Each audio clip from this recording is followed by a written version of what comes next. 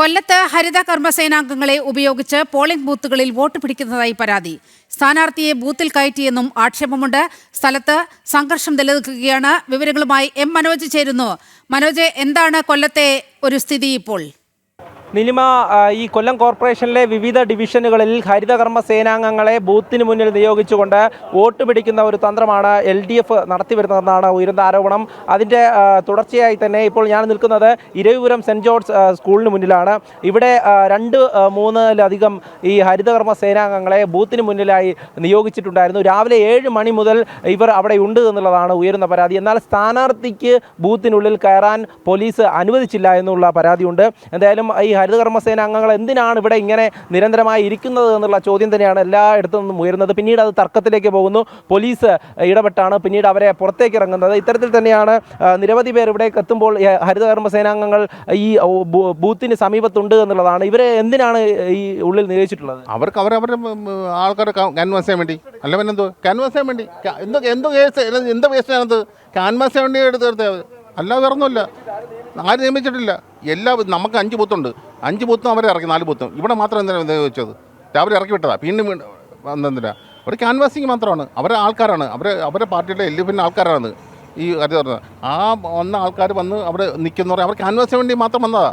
അത് പറഞ്ഞപ്പോൾ ഈ പോലീസുകാർക്ക് ഇഷ്ടപ്പെട്ടില്ല. ഈ സ്ഥാനാർത്ഥിയെ പോലെ അത് കയറ്റുന്നില്ല. നാല് ചോക്കിയെ നമ്മുടെ സ്ഥാനാർത്ഥിയെ പോലെ അതിനകത്ത് കയറ്റുന്നില്ല. എന്തുകൊണ്ടാണ്? അതെ, ഇറക്കി വിട്ടു. അവർ പറയുന്നത് ഞാൻ നിന്നാൽ അവിടെ ഞാൻ ക്യാൻവാസ് ചെയ്യും, ഞാൻ പ്രശ്നം ഉണ്ടാക്കും, അതുകൊണ്ട് നിങ്ങൾ ഇവിടുന്ന് മാറണം, 100 മീറ്റർ മാറി നിൽക്കണമെന്നാണ് അവർ എന്നോട് ആവശ്യപ്പെട്ടത്. അവർ കുഴപ്പമില്ല, അവർക്ക് യാതൊരു കുഴപ്പമില്ല, അവരവിടെ നിന്നോട്ട്, അവർ പ്രശ്നങ്ങളൊന്നും ഉണ്ടാക്കുന്നില്ല, അവർ ക്യാൻവാസും ചെയ്യുന്നില്ല എന്നാണ് അവരെന്നോട് പറഞ്ഞത്.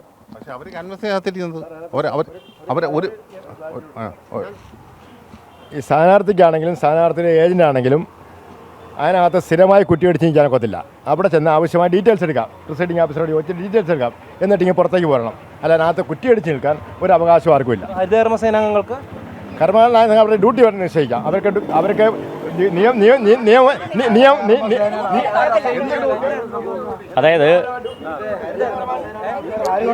അതായത് ഞങ്ങൾ ഇവിടെ കണ്ടെത്തിയിരിക്കുന്ന 2-3 ഹരിതകർമ്മ സേനയുടെ പ്രവർത്തകരെന്നും പറഞ്ഞ് 2-3 സ്ത്രീകൾ ഇതിനകത്തുണ്ടായിരുന്നു.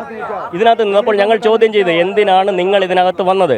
അവർ പറഞ്ഞതെന്ന് പറഞ്ഞാൽ ഞങ്ങൾ കഴിഞ്ഞ ഇലക്ഷനും അതിൻ്റെ മുമ്പിലത്തെ ഇലക്ഷനും ഇങ്ങനെ വരാറുണ്ട്. ഞങ്ങൾ ചോദിച്ചു നിങ്ങൾക്ക് ആരെങ്കിലും പെർമിറ്റ് ചെയ്തിട്ടുണ്ടോ, ഇലക്ഷൻ കമ്മീഷൻ്റെ ഏതെങ്കിലും അധികാരപത്രം നിങ്ങളുടെ കയ്യിലുണ്ടോ എന്ന് ഞങ്ങൾ ആവശ്യപ്പെട്ടു. അവർ പറയുന്നു ഒന്നുമില്ല. പിന്നെ അതിനെ ന്യായീകരിച്ചുകൊണ്ടാണ് മറ്റുള്ളവർ സംസാരിച്ചത്. അതാണ് ഞങ്ങൾ ചോദ്യം ചെയ്തത്, ഇതെന്താണ് പ്രശ്നം. അതുകൊണ്ടാണ് അപ്പോൾ സർക്കിൾ ഇൻസ്പെക്ടറുടെ നേതൃത്വത്തിൽ പോലീസ് വന്നു. പോലീസുകാർ വന്നുടനെ സ്ഥാനാർത്ഥികൾ പോലും കയറണ്ട എന്നുള്ള രീതിയിലാണ് അവിടെ നിന്ന് പ്രവർത്തനങ്ങൾ ഉണ്ടായത്. അപ്പോൾ ഞങ്ങൾ ചോദിച്ച് സ്ഥാനാർത്ഥികൾ കയറാതിരുന്നാൽ എങ്ങനെയാണ്, ഇവരെങ്ങനെ വന്നു? അപ്പോഴാണ് അവർ പറയുന്നത് അങ്ങനെയുള്ള ഉത്തരവ് അവർക്ക് കിട്ടിയിട്ടില്ല എന്നാണ് പറയുന്നത്. അപ്പോൾ റിട്ടേണിംഗ് ഓഫീസറുമായിട്ട് സംസാരിച്ചുകൊണ്ട് റിട്ടേണിംഗ് ഓഫീസർ പറയുന്നത് അത് സ്ഥാനാർത്ഥിക്കും അതുപോലെ തന്നെ ചീഫ് ഇലക്ഷൻ ഏജൻറ്റിനും അതിനകത്ത് കയറുന്നതിന് പ്രശ്നമില്ല എന്നാണ് പറഞ്ഞത്. ഞങ്ങൾ കയറിയില്ല, പിന്നെ അതിനകത്ത് നടക്കുന്ന കാര്യങ്ങൾ എങ്ങനെ അറിയും? അതുകൊണ്ടാണ് ഞങ്ങൾ ചോദ്യം ചെയ്തത്. ഈ മുഴുവൻ ഡിവിഷനുകളിലും ഹരിതകർമ്മ സേനാംഗങ്ങളെ കാണാറുണ്ട്? ഇല്ല, കണ്ടിട്ടില്ല. ഇവിടെ മാത്രമാണ് ഇത് കാണപ്പെട്ടത്, മറ്റെങ്ങും ഞങ്ങൾ കണ്ടില്ല. ഇവിടെ